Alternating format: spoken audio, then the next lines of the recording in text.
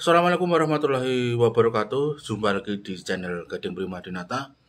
Bagaimana kabarnya teman-teman semuanya? Tentu dalam keadaan sehat ya, semangat terus, bahagia bersama orang-orang yang Anda sayangi.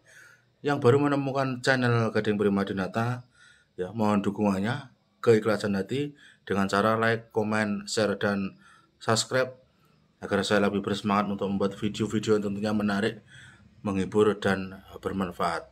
Yang sudah mensupport ya, mendukung sampai sekarang, saya ucapkan banyak terima kasih. Baiklah, pada kesempatan video kali ini saya akan membahas ya terkait kereta cepat ya. Terkait kereta cepat yang Indonesia sudah ada untuk kereta cepatnya, yaitu dari Jakarta ke Bandung ya. Itu adalah salah satu negara di Asia Tenggara yang sudah menggunakan kereta cepat untuk bangsa Indonesia. Dan di Malaysia ya sampai sekarang belum ada untuk kereta cepat, dan berita Indonesia kalau sudah punya kereta cepat itu sudah sampai di Malaysia, yang tentunya banyak warga Malaysia yang pada intinya iri ya, iri akan keberhasilan, akan kemajuan oleh pemerintah Indonesia dalam melayani masyarakat ya dengan kereta cepat ya. Untuk videonya ya kita simak berikut ini. Tentang peningkatan jumlah penumpang kereta api cepat WUS yang mencapai 1 juta penumpang dalam jangka waktu 2 bulan. Sejak mula beroperasi pada Oktober lepas, dalam tempoh 2 bulan, lebih 1 juta orang dilaporkan menggunakan perkhidmatan kereta api laju, kereta api berkelajuan tinggi HSR Indonesia. Kereta api diberi nama WUS itu merupakan HSR pertama di Asia Tenggara yang menghubungkan Jakarta sehingga Bandung. CNBC Indonesia melaporkan syarikat PT Kereta Api Cepat Indonesia China KCIC memaklumkan seramai 1,28,216 penumpang menggunakan perkhidmatan WUS dari 17 Oktober sehingga 25 Disember 2023. Namun yang anehnya, pada kolom komentar ada netizen negara tetangga yang kepanasan dan memberikan statement nyinyirnya. Dan kami bacakan beberapa komentar netizen negara tetangga ini. Dapat penumpang 1 juta orang, tetapi kereta api ini masih gagal untuk membayar hutang mereka. Malah kos operasinya pun masih tak tahu siapa yang membayarnya. Nampaknya pihak APBN yang menjadi penjamin KCEC inilah yang bakal menanggung segala hutang yang tidak boleh dibayar oleh KCEC ini.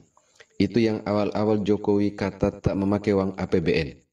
Kemudian satu komentar lagi mengatakan, Indonesia bukan sahaja kena tipu dengan Cina komunis ini dengan kos yang meningkat, malah mereka juga telah menggadaikan bahasa Indonesia kepada bahasa Mandarin untuk dijadikan bahasa operasi kereta api cepat Jakarta ke Bandung ini.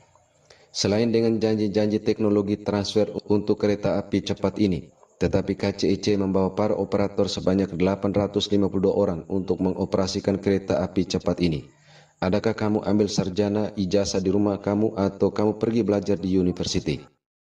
Oke, pemerintah Indonesia tentunya memiliki tata kelola dan target tersendiri dalam pengelolaan sebuah produk jasa seperti pada moda transportasi.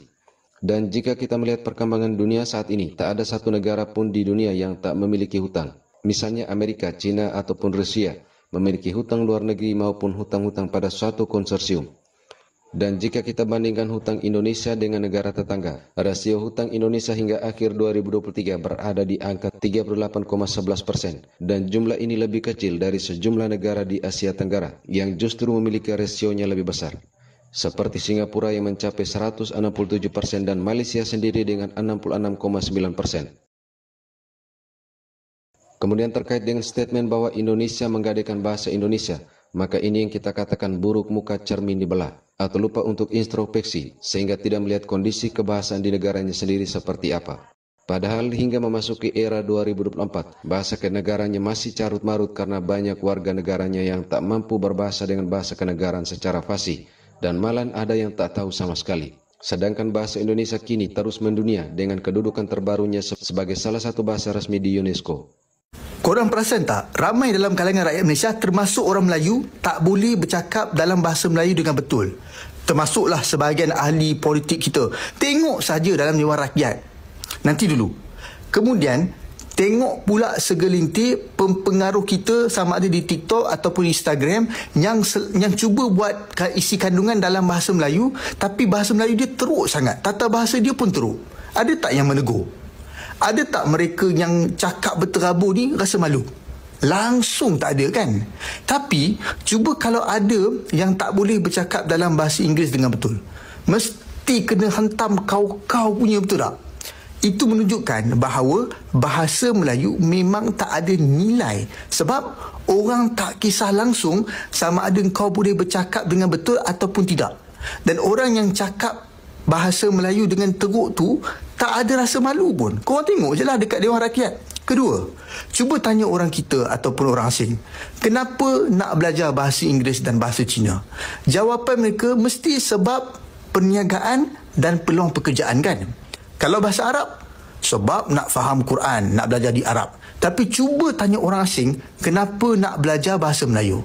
Jawapan diorang mesti sebab sama ada nak jadi TikToker. Saya dah jumpa ramai dah TikToker Asia dan Eropah yang dah mula belajar bahasa Melayu sebab nak buat video TikTok supaya mereka dapat lebih ramai pengikut orang Melayu.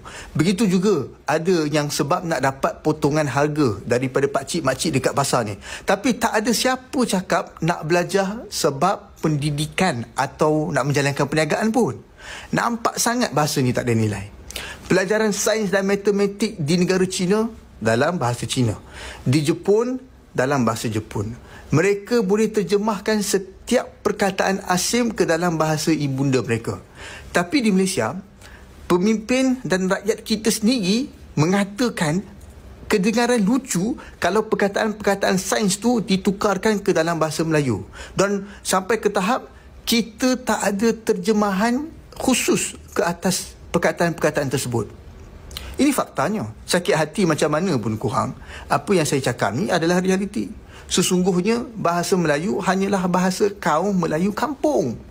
Bukan bahasa Melayu di bandar, bukan bahasa Melayu untuk orang politik, perniagaan maupun pendidikan. Dan persoalan alih teknologi itu merupakan sesuatu yang wajar karena Indonesia saat ini pun sedang membuat kereta api cepat produk dalam negeri sendiri. Sedangkan Malaysia yang pernah digadang-gadangkan sebagai negara pertama dengan proyek bersama kereta api cepat malah mandek dan meninggalkan hutang pada Singapura yang dicadangkan Malaysia terhadap projek berkenaan.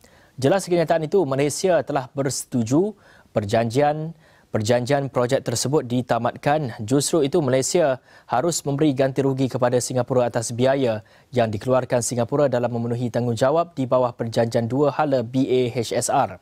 Tambah kementerian itu, Singapura dan Malaysia menandatangani perjanjian dua hala HSR pada 2016. Pembinaan projek HSR kemudian ditangguhkan dari September 2018 hingga 31 Disember 2020 atas permintaan Malaysia. Sehingga rasa iri dan dengki atas beberapa perkembangan di Indonesia bagi Indonesia akan dijadikan spirit untuk terus bergerak ke depan. Terima kasih teman-teman sudah menonton video dari saya ya, mudah-mudahan bermanfaat ya, menambah informasi ya terkait berita-berita dari mancanegara, dari luar negeri ya, dari Indonesia sendiri ya. Terima kasih sudah menonton. Mohon maaf bila ada salah kata ya. Assalamualaikum warahmatullahi wabarakatuh.